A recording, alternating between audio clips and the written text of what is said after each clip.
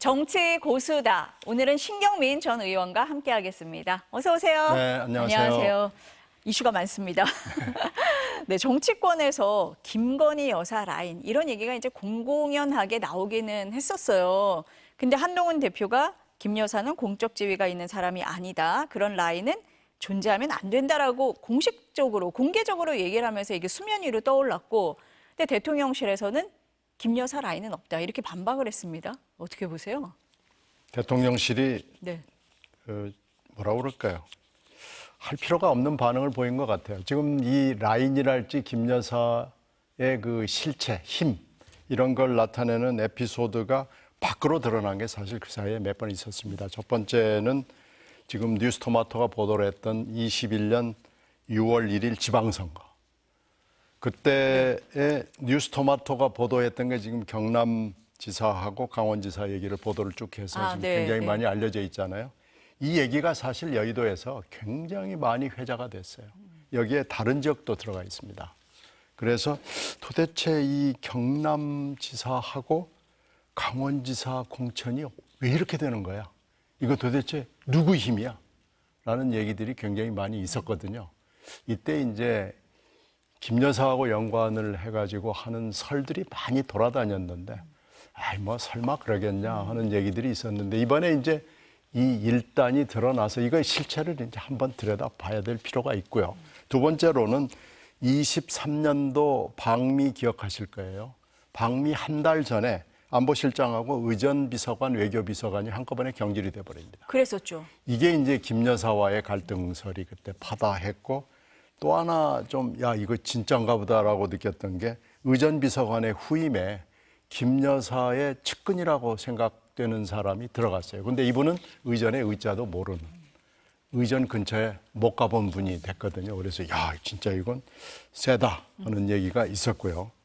그러니까 이제 라인 얘기도 나오고 김 여사의 실체가 나오고, 세 번째는 4월 총선 이후에 박영선, 양정철 기용설입니다. 그때 총리하고 비서실장 기용설이 나왔는데, 기억을 하시는지 모르겠는데 총선 직후에 새벽에 보도가 나와요.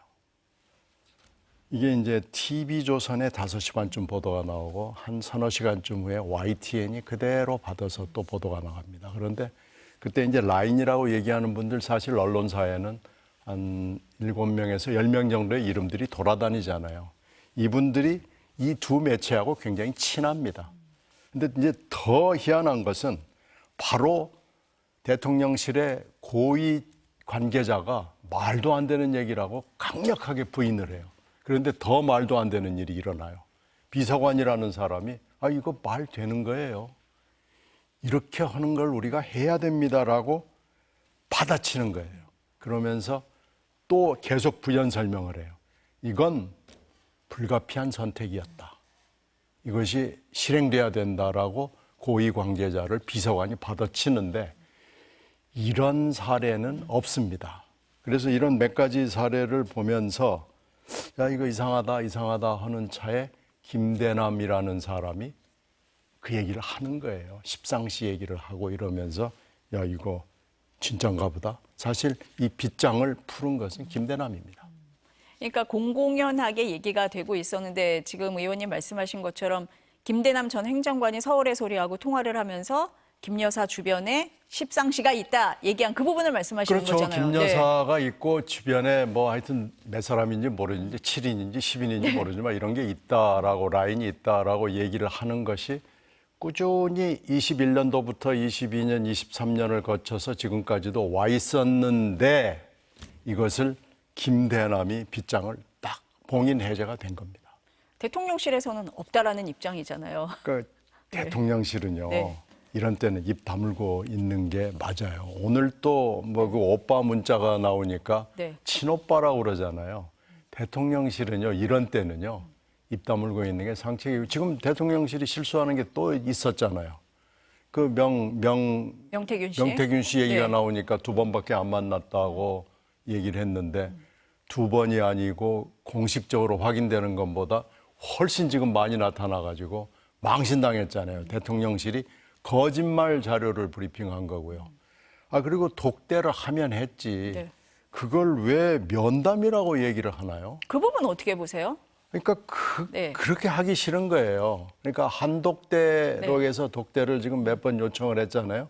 근데 제가 꾸준히 방송을 통해서 얘기하고 다닌 것은 어느 시점이 되면 한독대가 아니고 윤독대가 된다. 윤독대가 될 수밖에 없는 상황이 지난번에 이탈표가 특검법에서 4표 나온 거 아니에요? 네. 이 4표에 플러스 알파가 되면 윤독대 하지 않을 수가 없습니다. 이것은 어떻게 보면 자명한 궤적이에요. 예상이고요. 그러니까 대통령실이 뭐 이렇게 엉터리 자료를 내놓는다거나 독대가 아니라는 얘기를 굳이 한다거나 친오빠라느니 뭐 이런 얘기는요. 지금 대통령실이 정신을 못 차리고 있는 거고요. 이건 안 하는 게 맞고요. 이런 때는요. 입 다물고 있는 게 상책입니다.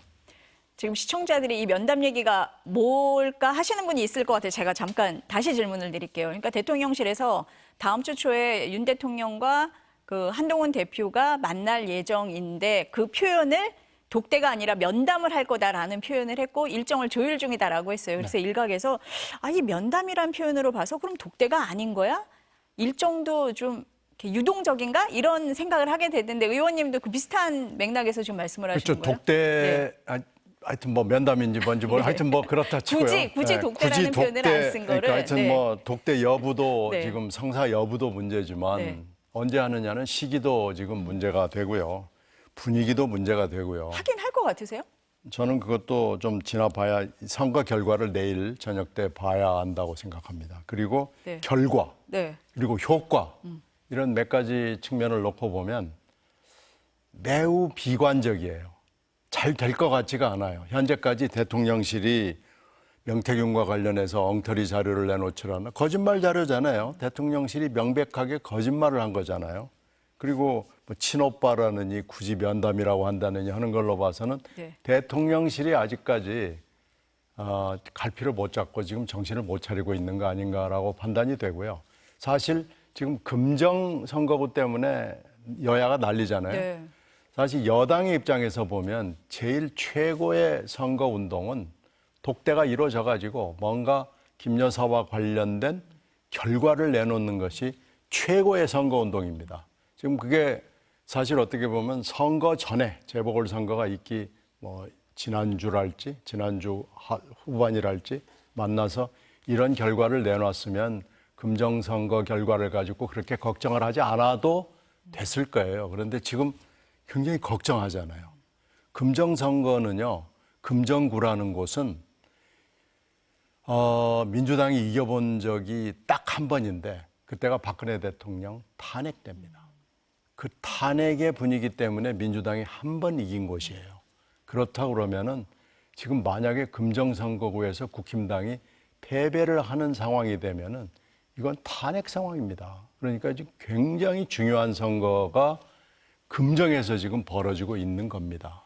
아니 그래서 한동훈 대표를 비롯해서 이제 친한계에서는 선거 전에 독대를 굉장히 하고 싶어 했잖아요. 네. 근데 그게 안 됐던 거고 그래서 김 여사 라인 문제 제기하고 김 여사의 공개 행보 자제도 요청하고 이렇게 하고 있는데 친윤계에서는 공개적으로 또 한동훈 대표를 공격하잖아요. 도곡동 7인회라는 얘기까지 쓰면서 대표실이 먼저 인적 쇄신해야 된다 이렇게 공격을 하거든요.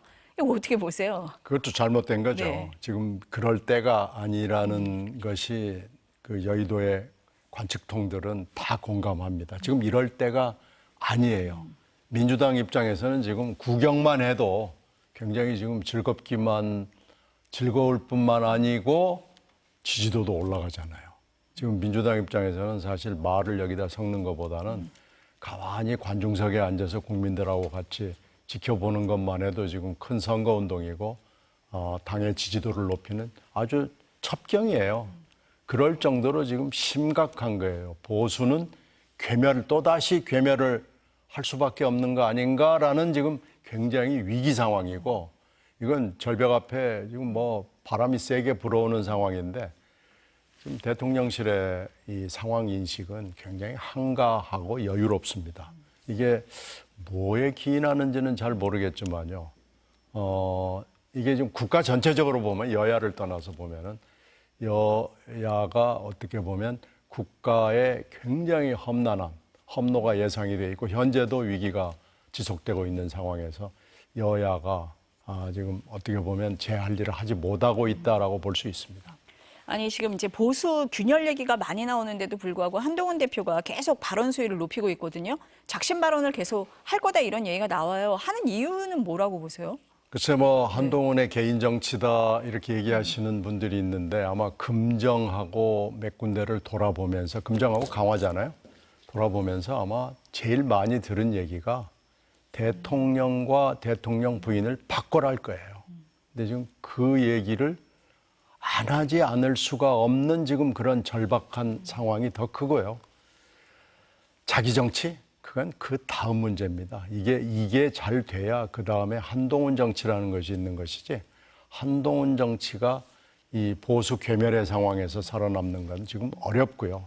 이 위기 상황을 그나마 선거가 있기 때문에 재보궐 선거가 네. 있기 때문에 한동훈 대표가 그나마 감지라도 하고 이런 얘기를 하는 거고요. 한동훈 대표가 이 일을 제대로 처리하지 못하면 이 보수는 같은 배에 타고 있는 운명 공동체가 될 수밖에 없습니다. 지금 이제 한동훈 대표가 김건희 여사 관련해서 얘기를 많이 하는데 도이치모터스 주가 조작 의혹 이것도 있습니다. 지금 17일에 검찰에서는 무혐의 처분할 거다. 이번에는 수사심의위원회도 안 연다. 이렇게 얘기가 나오고 있어요. 근데 한동훈 대표는 검찰이 국민의 눈높이에 맞춰서 결과를 내놔야 한다. 사실상 뭐 기소를 얘기한 거 아니냐 이런 말도 나왔습니다. 이건 어떻게 보세요? 검찰이 지금 현재 수사심의위원회도 열 수 없을 정도일 겁니다. 왜 그러냐면은 수사를 지금 굉장히 오랫동안 했고 그 내용을 우리가 잘 모르는 상황이었는데 그리고 검찰에서 흘러나오는 얘기는 네. 별거 아니다, 별거 아니다. 뭐 문재인 검찰에서도 한 건데 별거 없었다라고 그러는데요. 보도를 통해서 쭉 나오는 거 보면은 별거거든요. 지금 보도를 통해서 시리즈로 몇 개 나온 거 보면 거기가 검찰밖에 알 수 없는 팩트들이 막 흘러나와가지고 검찰이 수사를 해놓고도 불기소 쪽으로 몰고 가고 있다는 것이 자명해졌습니다. 그런데 수사심의위원회를 열면 이 수사 기록을 설명을 해야 되거든요. 이걸 감출 수가 없으니까 지금 현재 수사심의위원회도 못 여는 지경에 온 겁니다. 그래서 뭐 말도 안 되는 얘기인데 검찰에 레드팀을 만들겠다 어쩌고 이러는데 지금 불기소 쪽으로 방향을 잡아놓고 짜맞추기를 하고 있는 거죠. 근데 이제 문제는 온 국민들이 수사가 어떻게 진행이 되고 내용이 어떻게 됐는지를 알잖아요. 언론 보도에 계속 나오고 그렇죠. 있죠. 이렇게까지 네. 수사를 네. 해놓고도 불기소한단 말이야? 라는 얘기를 지금 하지 않을 수가 없는 상황이 됐고 또 하나 중요한 포인트는 수사 기록을 아는 사람은 검찰 내부밖에 없습니다. 지금 현재 기소가 되어 있는 상황이 아니기 때문에 이게 언론에 계속 흘리는 사람이 누군가 있다는 것은 검찰 안에서도 기소해야 된다고 보는 세력이 있는 겁니다. 이렇게 따지면은 불기소를 했을 때 검찰 고민했어, 잘했어라고 박수를 칠 사람은 지금 국민 중에 거의 없다고 봐야 되거든요. 그러니까 내일 선거 재보궐 선거 결과 검찰의 기소 불기소 결정 그리고 독대 이렇게 세 개가 이렇게 연동을 해서 보면은 지금 정부 여당은 최대 위기 국면으로 들어가고 이미 들어갔습니다. 이미 들어갔고요. 네. 이 세 개를 놓고 그리고 여기다가 또 강혜경 씨, 명태균의 측근이라고 그러는 네. 강혜경 씨가 대검 국정감사에 나오겠다는 거 아니에요? 그렇죠. 국정감사에 나오고 그 다음에 확감이 있습니다. 그러니까 두 번의 기회가 있습니다. 강혜경 씨가 또 무슨 얘기를 할지 모르고 명태균 씨는 지금 굉장히 선별적으로 문자와 뭐 이런 것들을 슬슬 리크를 하고 이러면은 네. 10월 달에 뭐가 어디서 뭐가 터져 나올지 지금 아무도 짐작을 할 수 없는 상황이고요. 지금 현재 여권이 정부와 여당이 할 수 있는 것은 원칙으로 돌아가고 초심으로 돌아가서 새로 시작하는 기분으로 하는 것 외에는 방법이 없어 보입니다. 지금 계속 이름이 나오는 사람이 명태균 씨예요. 지금 의원님도 계속 말씀을 하셨는데 오늘은 이제 그 SNS에 김건희 여사하고 주고받은 카카오톡 내용을 공개를 했어요. 거기 보면 뭐 오빠라는 표현이 나오는데 대통령실에서는 이게 친오빠 얘기한 거다라고 얘기를 했고 이준석 의원은 그게 아니다라고 또 정면 반박을 했어요. 이런 이 맥락 어떻게 보세요? 그 지금? 문안을 보면 네. 그 오빠가 친오빠일 것 같지는 않아요. 만약에 친오빠라는 말을 믿어주는다면은 네. 친오빠가 뭐 여기저기 그 당시에 국힘당안을 다 휘젓고 댕긴다는 얘기인데 오빠가 물론 그때 언론하고 굉장히 많은 일들을 했어요. 그 얘기는 저도 들었고 그 기자들이 좀 불편해했어요. 그 당시에 그 오빠라는 사람이 계속 뭘 이렇게 자료를 하고 뭐 무슨 인터뷰를 어레인지를 하고 뭐 이런 말도 안 되는 일을 했기 때문에 그 오빠를 압니다. 언론들이 상당히 많이. 그 오빠가 이런 일까지는 근데 안 했어요. 뭐 다른 일들은 했겠지만요. 그러니까 그 오빠가 그 오빠는 아닙니다. 그건 뭐 거의 분명하기 때문에 네. 이준석 대표까지 뭐 갈 필요도 없는 거고요. 그러니까 대통령실이 지금 정신을 못 차리고 있는 거고요. 명태균 씨는 지금 본인이 법률적으로 책임질 얘기를 안 하는 상태에서 내 말이 맞다. 내가 했던 일들, 말들이 맞다라는 건 진실하다는 얘기를 슬슬 흘리고 있고 그것은 보니까 경선 후보일 때 그리고 당선인 신분일 때까지는 명태균 씨가 굉장히 긴밀하고 중요하고 친밀하게 일을 했다라는 것들을 하나씩 흘리는 거예요. 근데 법률적으로 책임질 얘기는 지금 하나도 하지 않았습니다. 않는다. 그게 지금 뉴스토마토의 보도나 다른 보도를 통해서는 이게 입증이 되면 법률적으로 명태균 씨나 다 책임을 져야 될 걸 하는 것은 있지만은 아직까지 법률적으로 꼼짝마 하는 단계까지는 아직 진행되지 않았습니다. 아까 재보궐선거 얘기를 하실 때 부산 금정 얘기는 해주셨어요. 한동훈 대표로서는 굉장히 중요한 선거다. 그럼 전남 영광은 어떻습니까? 영광은 네. 제가 지난번에 여기 나왔을 때 한 얘기를 제가 기억을 하는데요. 그 당시에 민주당 후보, 조국혁신당 후보, 그리고 제3의 후보, 진보당 후보가 어느 표를 많이 가져가는 거에 따라서 달라질 거다 그러는데 진보당 후보가 지금 현재 여론조사에서는 맨 앞서가고 있는 여론조사가 나타나고 있습니다. 그러게요. 근데 영광 선거 구민이 4만 명을 조금 넘깁니다. 물론 지역적으로는 넓게 흩어져 있지만 거기가 산악 지역이기도 하고 뭐 그렇습니다만은 4만 명의 선거를 진보당 당원들이 전국에서 몰려 들어와 가지고 다 파고 들은 거죠. 진보당의 선거운동 그 기법, 방법에 대해서는 전주시 재보궐 선거에서 전주 시민들이 겪었어요. 근데 그 대단한 거예요. 이미 한번 입증이 된 거네요. 네, 이미 네. 입증, 그때 네. 강성희 네. 의원이 당선이 됐습니다. 그래서 지금 현재 그렇게 진보당 후보가 쭉 올라간 거고요. 그 민주당 후보하고 조국혁신당 후보는 후보로서의 자질 문제가 계속해서 문제가 되고 있기 때문에 거기서 지금 표를 깎아먹고 있는 거 아닌가 싶어요. 그래서 이것도 하여튼 표를 깨봐야 알겠습니다만은 표를 얼마나 깎임을 당할지가 이제 그 두 후보에게는 아마 관전 포인트가 될 거고요. 진보당은 그 독특한 전국적인 진보 당원들의 전폭적인 지지 속에 이뤄지는 소규모 단위의 선거가 얼마나 효율적인가를 입증할 수 있는 아주 기회여서 이것도 열어봐야 되고요. 네. 지금 투표율이 이례적으로 높잖아요. 사전 투표율이 네. 굉장히 그 높았어요. 정도면 뭐 43%면. 그 정도면 거의 뭐 본선 투표율에 육박을 하는 거기 때문에 이 정도가 되면은 내일 얼마나 많은 사람들이 나오느냐에 달려 있기 때문에 이걸 뭐 승패를 우리가 여기서 예측한다는 건 좀 어려운 일이기는 한데 이 3파전이 어떻게 귀결이 될지 저도 굉장히 관심이 많이 갑니다. 그 국민의힘에서요, 막말 논란을 일으켰던 민주당 의원 3명을 윤리위에 제소하겠다 이렇게 했습니다. 뭐 김건희 여사를 비판하려고 하다가 국악공연을 기생집에 빗댔던 양문석 의원도 있고 전임 구청장 사망으로 치러지는 선거를 혈세 낭비라고 했던 김영배 의원도 있습니다. 이 표심에 영향을 줄 거라고 보세요? 어떻습니까? 금정이라는 좁은 선거구를 대상으로 한 거라서 이게 영향을 주면은 이게 이제 전국에 주는 효과가 있죠. 그래서 지금 막 그 김경지 후보가 단일화 효과로 막 올라가는 판인데 거기다가 쫙 지금 물을 끼얹은 격이 돼서 얼마나 영향을 줄지 이게 굉장히 관심거리예요. 그러니까 두 의원이 다 잘못했죠. 이건 뭐 뭐 제3, 제4 생각하고 설명할 필요도 없습니다. 바로 그냥 사과하고 이건 납작 엎드려야지 여기다 대고 뭐 조금 시간을 어쩌고 이런 식이 안으로 가서는 안 되고요. 바로 사과하고 그리고 뭐 삼보일배라도 하든지 뭐 해야 됩니다.